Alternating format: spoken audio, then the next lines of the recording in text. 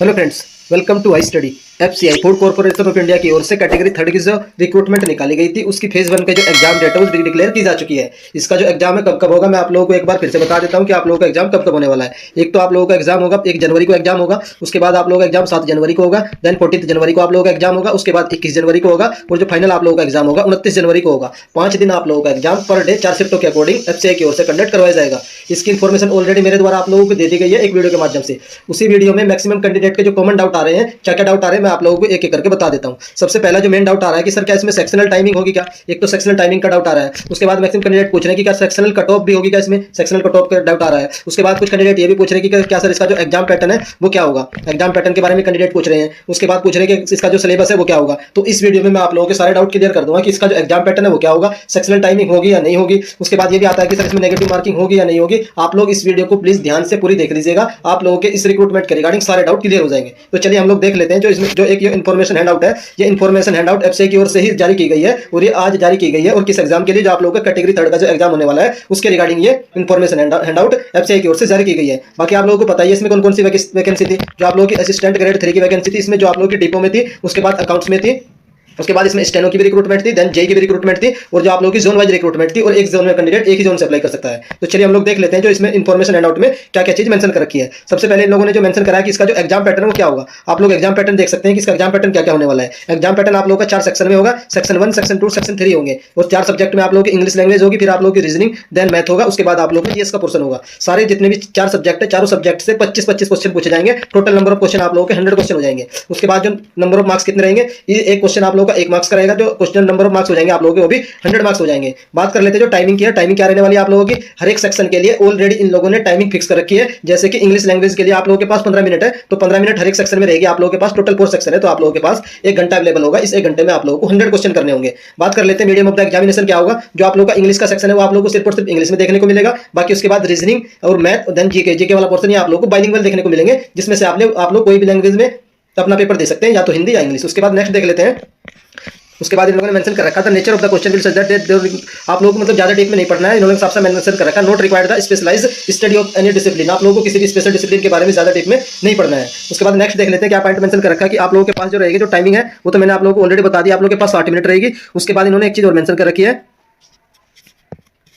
जो आप लोगों का सेक्शन का टाइमिंग है कि सर इसमें सेक्शनल टाइमिंग होगी या नहीं होगी, वो भी मैं आप लोगों को जूम करके दिखा देता हूं। वो इन लोगों ने क्लियरली मेंशन कर रखा है जो अपनी इन्फॉर्मेशन हैंडबुक है, इसमें मेंशन कर रखा है इन लोगों ने, you can attempt any question within the time allotted the test. जितना टाइम आप लोगों को अलॉट कर रखा है 15 मिनट, उस टेस्ट के अंदर आप लोगों को सिर्फ और सिर्फ वो पर्टिकुलर सेक्शन ही करना है। All the question will be MCQ. आप लोगों को जितने भी क्वेश्चन देखने को मिलेंगे सारे एमसीक्यू फॉर्म के मिलेंगे। उसके बाद आउट ऑफ एक पॉइंट और आप लोगों को ध्यान रखना है, आउट ऑफ 5 आंसर आप लोगों के पास 5 चॉइस होगी और 5 चॉइस में से आप लोगों को एक ऑप्शन सेलेक्ट करना होगा। जनरली क्या होता है, मैक्सिमम क्वेश्चन में आप लोगों के पास 4 चॉइस रहती है और 4 में से एक सेलेक्ट करना होता है। लेकिन एफसीआई ने इस बार एक चेंज किया है कि आप लोगों के पास 5 चॉइस होगी, यहाँ पर मेंशन कर रखा है, और 5 चॉइस में से ही आप लोगों को एक चॉइस मेंशन करनी होगी जो भी आप लोगों का करेक्ट आंसर होगा। उसके बाद नेक्स्ट देख लेते हैं।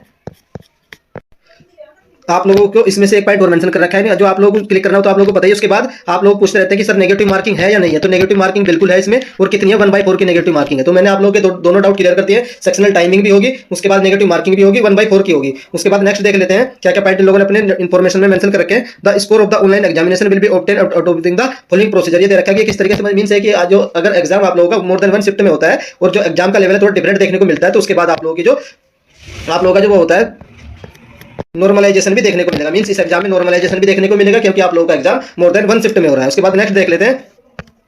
Please note the question in handout are illustrative. जो आप लोगों को जो मैं क्वेश्चन दिखाऊंगा वो सिर्फ और सिर्फ एक इलस्ट्रेटिव पर्पस से है, मतलब कि सेम क्वेश्चन देखने को नहीं मिलेंगे। ये सिर्फ आप लोगों को एक बेसिक आइडिया देने के लिए। क्या क्या आप लोग देख लेते हैं। जो आप लोगों का डाउट रहता है कि सर सिलेबस क्या होगा, तो सिलेबस का इन लोगों ने एक पैटर्न बता दिया है कि किस किस टाइप के क्वेश्चन पूछे जाएंगे। तो यहाँ से आप लोगों को पैटर्न पता चल जाएगा कि जो इसका जो सिलेबस है वो किस तरीके से होगा। इन्होंने कुछ आप लोगों के लिए सैंपल क्वेश्चन पेपर दे दिए हैं हर एक सब्जेक्ट के। जो सबसे पहला सब्जेक्ट आप लोगों का इंग्लिश लैंग्वेज का है। आप लोगों का डाउट ये भी होगा कि क्या सर इसमें जो बैंकिंग पैटर्न है वो देखने को मिलेगा या फिर एसएससी पैटर्न देखने को मिलेगा। तो ये भी डाउट आप लोगों का इसी सेक्शन में मैं क्लियर कर दूंगा। तो चलिए देख लेते हैं जो आप लोगों का इंग्लिश सेक्शन है उसमें क्या क्या पूछा जाएगा। The test is how to English. सिर्फ आप लोगों को इंग्लिश की नॉलेज चेक करने के लिए टेस्ट दिया जा रहा है। उसके बाद इसमें क्या क्या रहेगी, आप लोगों की ग्रामर रहेगी, देन आप लोगों की वोकैबुलरी सेक्शन रहेगा। इसमें आप लोगों के वन वर्ड, एडियम और एंटोनियम सिनोनियम्स अलग से मेंशन कर रखे हैं। देन आप लोगों का सेंटेंस कंप्लीशन, मतलब कि जो आप लोग एक जगह देख रखते हैं स्पेस, वो आप लोगों को फिल करना होता है बेस्ट चॉइस के हिसाब से। उसके बाद आप लोगों का कंप्रेंशन ऑफ पैसेज यानी एक पैसेज भी रहेगा। तो ये आप लोगों का सिलेबस भी यहाँ से क्लियर हो चुका है कि क्या इसका सिलेबस क्या रहने वाला है। तो इंग्लिश का सिलेबस आई थिंक आप लोगों का क्लियर हो चुका होगा। और जनरली आप लोग देखना जो आप लोगों के जो पैटर्न रहेगा एग्जाम का वो भी इन्होंने दे रखा है कि आप लोग सैंपल पेपर देख सकते हैं कि बैंकिंग लेवल के कि एसएससी लेवल के। जैसे कि इन्होंने जो फर्स्ट क्वेश्चन दे रखा है, read the sentence to find the whether this यानी ग्रामेटिकल एरर या इडियोमेटिक आप लोगों को ये सेंटेंस दे रखा है, तो इसमें से बिल्कुल आप लोगों को एरर सेलेक्ट करने की कौन सी एरर होगी। तो सिंपल एरर बेस्ड क्वेश्चन है, तो ये आप लोग देख सकते हैं बिल्कुल एसएससी लेवल का क्वेश्चन है। जो आप लोगों का बैंकिंग लेवल में जो रहता है उसमें सेंटेंस काफी बड़ा रहता है और ये सिंपल एक छोटा सा सेंटेंस है। इस टाइप के सेंटेंस सिर्फ आप लोगों को एसएससी में देखने को मिलेंगे। नेक्स्ट देख लेते हैं क्वेश्चन नंबर 2 to 3 आप लोगों के किसके वर्ड, आप लोग अपोजिट वर्ड जो होता है ना, लाइवली का अपोजिट वर्ड सेलेक्ट करना है। उसके बाद इनएडवर्टेंट जो होता है ना, इसका अपोजिट वर्ड सेलेक्ट करना है। मींस ये वोकैबुलरी का सेक्शन है, ये भी आप लोगों का एसएससी को देखने को मिलेगा। तो मैं आप लोग क्लियर कर देता हूं, बैंकिंग का लेवल नहीं है, मोस्ट प्रोबब्ली जो लेवल देखने को मिल रहा है वो एसएससी लेवल देखने को मिलेगा। उसके बाद नेक्स्ट देख लेते हैं क्वेश्चन नंबर 4 भी आप लोग देख सकते हैं, pick out the below the sentence but complete the sentence. आप लोगों को एक सेंटेंस दे रखा है, इसको कंप्लीट करना है, तो ये भी आप लोगों का एसएससी लेवल का है। अगर आप लोग चाहते हैं कि जितने भी एसएससी के प्रीवियस ईयर पेपर के इंग्लिश के हुए हैं वो सारे के सारे आप लोगों को प्रोवाइड करवा दी जाए, वो मैं आप लोगों को प्रोवाइड करवा दूंगा अपने टेलीग्राम ग्रुप हाई स्टडी के नाम से है वो ग्रुप। उस ग्रुप का लिंक आप लोगों को इस वीडियो के डिस्क्रिप्शन में मिल जाएगा, वहां जाकर के आप लोग किसी भी एग्जाम के प्रीवियस पेपर डाउनलोड कर सकते हैं, या फिर एसएससी में जितने भी इंग्लिश के 2022 में 21 में या 19-20 में जितने भी इंग्लिश के पेपर हुए आप लोग को सेपरेटली भी मिल जाएंगे और कंबाइंड भी मिल जाएंगे। उसके बाद नेक्स्ट सेक्शन देख लेते हैं। आप लोग का जो नेक्स्ट सेक्शन आता है रीजनिंग वाला, तो रीजनिंग में क्या रहेगा, इन लोगों ने एक सिंपल क्वेश्चन दे रखा है, ये आप लोग देख सकते हैं, कोडिंग डिकोडिंग का क्वेश्चन है।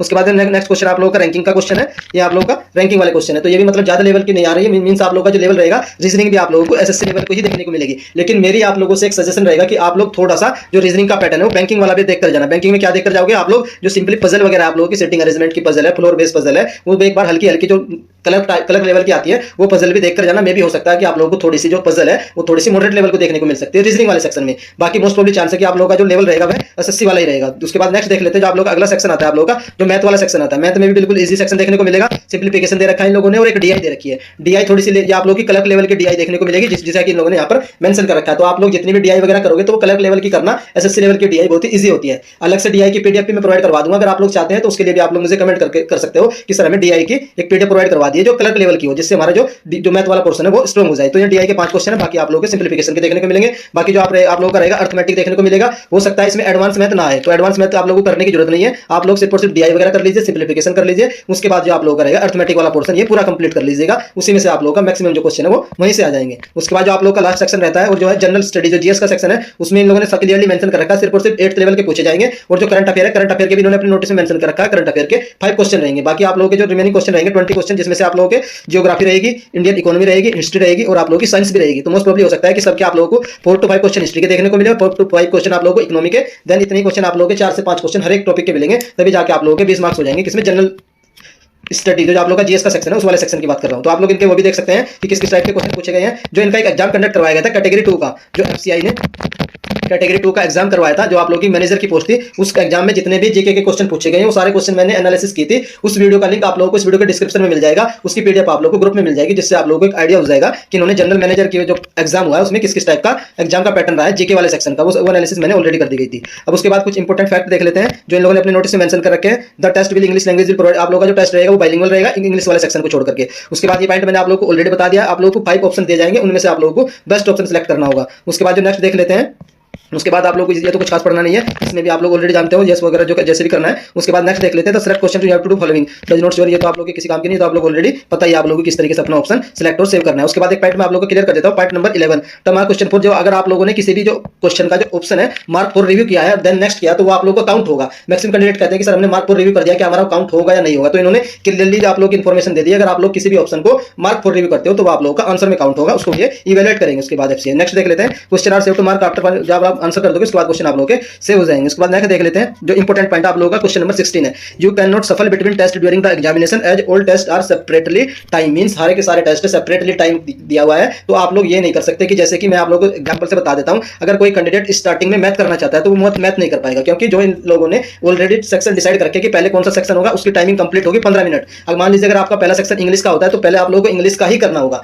तो पहले 15 मिनट्स आप लोगों को इंग्लिश वाले सेक्शन में देनी होगी। उसके बाद जो भी नेक्स्ट सेक्शन आएगा, नेक्स्ट सेक्शन मान लीजिए आपका मैथ का आता है, फिर आप लोगों को मैथ वाला सेक्शन करना होगा, देन आप लोगों को रीजनिंग वाला सेक्शन करना होगा, और उसके बाद आप लोगों को जीके वाला सेक्शन करना होगा। वो डिपेंड करेगा कि इन लोगों ने ऑर्डर क्या रखा है कि कौन सा सेक्शन पहले आएगा। लेकिन आप लोगों को ये फिक्स ध्यान रखना है कि आप लोग सफल नहीं कर पाएंगे, you can not shuffle between, आप लोगों को इंडिविजुअल टेस्ट में सफल नहीं कर पाएंगे, मींस एक टेस्ट से दूसरे टेस्ट में नहीं जा पाएंगे। पहले आप लोगों को एक टेस्ट कंप्लीट करके सबमिट करना होगा, उसके बाद ही आप लोग नेक्स्ट उसमें आप लोगों का जो टेस्ट है उसमें एंटर कर पाएंगे। लेकिन एक पॉइंट और इन लोगों ने मेंशन कर रखा है कि आप लोग जो पर्टिकुलर टेस्ट, मान लीजिए अगर आप लोग इंग्लिश का टेस्ट दे रहे हैं तो इसमें सफल कर सकते हैं। मान लीजिए इंग्लिश के टेस्ट में आप लोगों को क्वेश्चन नंबर 1 नहीं आ रहा है और डायरेक्टली आप 24 पर जाना चाहते हैं, तो आप लोग उसमें सफल कर सकते हैं, इंडिविजुअल टेस्ट में सफल नहीं कर पाएंगे। एक पर्टिकुलर टेस्ट के अंदर आप लोग किसी भी क्वेश्चन को पहले या बाद में अटेम्प्ट कर सकते हैं, ये आप लोगों के लिए जितने भी चारों टेस्ट है चारों के लिए एप्लीकेबल होगा। तो ये भी डाउट मैंने आप लोगों का क्लियर कर दिया है कि इसमें आप लोग जो टाइमिंग वगैरह है वो भी देख लेते हैं। नेक्स्ट इनमें द कैंडिडेट ये नहीं आप the expiry any question check there answer, ये तो आपने ऑलरेडी बता दिया। Candidate not allowed to be final submit, आप लोगों को ये नहीं रहेगा कि आप लोग फाइनल सबमिट कर पाओ, आप लोगों को पूरा पेपर देना है, उसके बाद ही आप लोगों का paper already final submit automatically हो जाएगा। उसके बाद नेक्स्ट देख लेते हैं प्लीज।